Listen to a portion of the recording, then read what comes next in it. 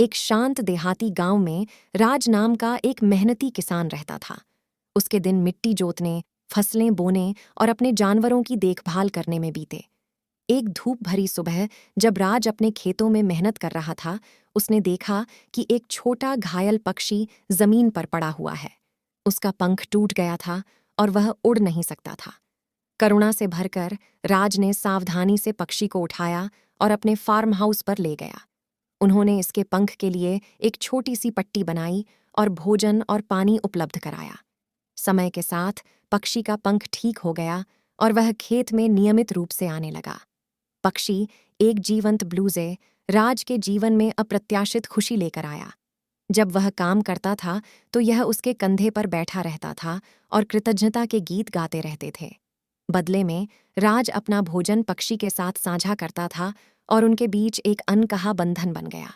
जैसे जैसे मौसम बदला, वैसे वैसे खेत भी बदले। राज की फसलें लहलहा उठीं और उनकी भरपूर फसल के बारे में बात फैल गई। गांव के अन्य किसान उनसे सलाह मांगने आए और एक समय शांत रहने वाला गांव फलने फूलने लगा। एक दिन एक भयंकर तूफान आया।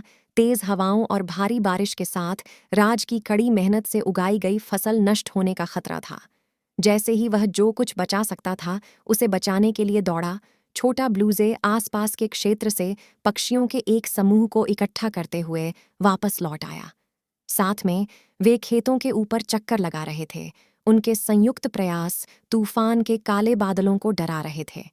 तूफान गुजर गया और फसलें बच गईं, जिसका श्रेय पक्षियों के हस्तक्षेप को भी जाता है। राज कृतज्ञता से अभिभूत था और वह जानता था कि ब्लूजे के साथ उसने जो बंधन बनाया था वह न केवल उसके लिए साथी बल्कि अप्रत्याशित आशीर्वाद भी लेकर आया था। उस दिन से ग्रामीणों ने पक्षियों को न केवल आकाश के प्राणियों के रूप में बल्कि अपनी आजीविका के रक्षक के रूप में देखना शुरू कर दिया। और राज, किसान और उसके वफादार ब्लूजे दोस्त ने मिलकर काम करना जारी रखा और सभी को याद दिलाया कि दया और करुणा उल्लेखनीय परिणाम दे सकती है और मनुष्य और प्रकृति के बीच का बंधन एक शक्तिशाली शक्ति है।